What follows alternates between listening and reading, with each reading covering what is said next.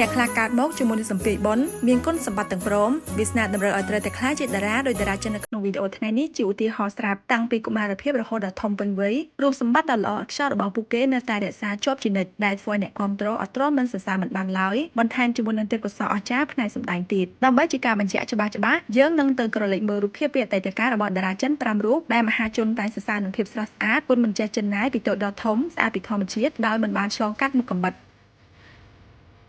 មុនចូលដល់ខ្លឹមសារវីដេអូទាំងស្រុងចង់ណែនាំអ្វីពិសេសមួយបើសិនជាអ្នកទាំងអស់គ្នាចង់បានរបស់ខ្ជុះឬក៏ចង់ធ្វើខ្នើយបតងសោឬតុក្កតា customize ដែលអាចដាក់រូបបានអាចចូលទៅកាន់ Facebook page Omegi ដូច្នេះបើសិនជាចង់ស្វែងរកកាដូខ្ជុះដែលមានន័យសម្រាប់ខ្លួនឯងឬក៏ជួបមនុស្សជាទីស្រឡាញ់កុំភ្លេច Omegi ណា1 Louis Vuitton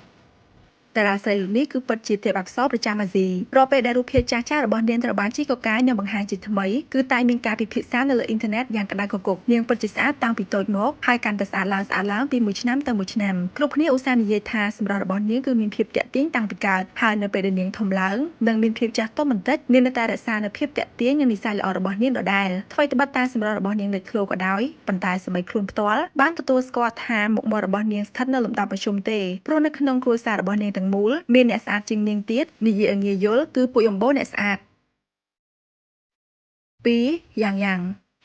រូបថតចាស់ៗរបស់យ៉ាងកាលពីក្មេងគឺដូចគ្នាទៅនឹងរូបរាងបច្ចុប្បន្នរបស់លោកពលគឺមិនសូវជាខុសគ្នាប៉ុន្មាននោះទេអ្នកលេងអ៊ីនធឺណិតភាគច្រើនលើលោកពិតជាយល់ស្របថាតារាប្រុសរូបនេះគឺសង្ហាតាំងពីក្មេងលោកជះមុនស្នេហ៍តាំងពីនៅជាកុមារាគុំថាឡើយចូលសិល្បៈឡើងជាតារាដូចពេលនេះយ៉ាងមានលក្ខណៈពិសេសគួរឲ្យទាក់ទាញនិងជា campus idol ដ៏ល្បីនៅក្នុងអំឡុងពេលនៅជាសិស្សទៅទៀតទោះបីជាមានតារាប្រុសសង្ហាជាច្រើនអ្នកដែលកើតក្រោយឆ្នាំ1995ឬក៏ឆ្នាំ2000បង្ហាញខ្លួនជាបន្តបន្ទាប់ក៏ដោយក៏យ៉ាងនៅតែជាតារាប្រុសដ៏សង្ហានិងទាក់ទាញខ្លាំងនៅក្នុងវិស័យសិល្បៈចិន3 Lily Yaba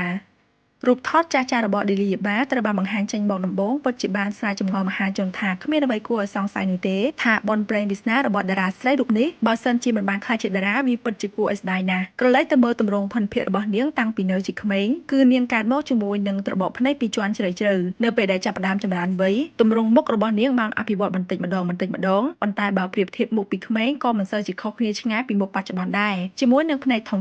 បបោមាត់តូចនិងច្រមុះស្រួចខ្ពស់វាពិតជាបានបង្កើនសម្រស់ជាទីទាក់ទាញខ្លាំងស្អាតបែប unique ដែលកម្ររកអ្នកប្រដូចបានណាស់ជាហេតុដែលនាំឲ្យ Lily Yaba ក្លាយជាកំពូលសម្រស់ម្នាក់ដែរប្រចាំប្រទេសចិននិងតំបន់អាស៊ី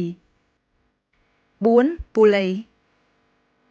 វូឡេគឺជាអតីតតារាកុមារដែលបានលូតលាស់ចម្រើនវ័យនៅនឹងភ្នែកមហាជនតាំងពីតូចរហូតដល់ពេញកំឡោះហើយទស្សនិកជនជាច្រើនអ្នកបានមើលពីការរីកចម្រើនវ័យរបស់លោករហូតមកយ៉ាងណាមិញរូបរាងរបស់វូឡេកាលពីក្មេងក៏ដូចគ្នាទៅនឹងពេលនេះដែរពលគឺមុខមាត់របស់លោកពុំសូវជាមានភាពផ្លាស់ប្ដូរច្រើននោះទេពេលឃើញរូបថតពីក្មេងរបស់វូឡេអ្នកនឹងស្គាល់ភ្លាមដោយមិនបាច់គិតយូរត្រង់ភ្នែកធំមាត់តូចបំពាក់ដោយស្នាមញញឹមជាប់មើលទៅគួរឲ្យស្រឡាញ់ណាស់ទោះបីជាពេលនេះវូឡេបានបដូរឈ្មោះពីក្មេងតូចប៉ុន្តែមានងារថ្មីជាកំឡុងសង្ហាមហាចារ្យមុនស្នេហ៍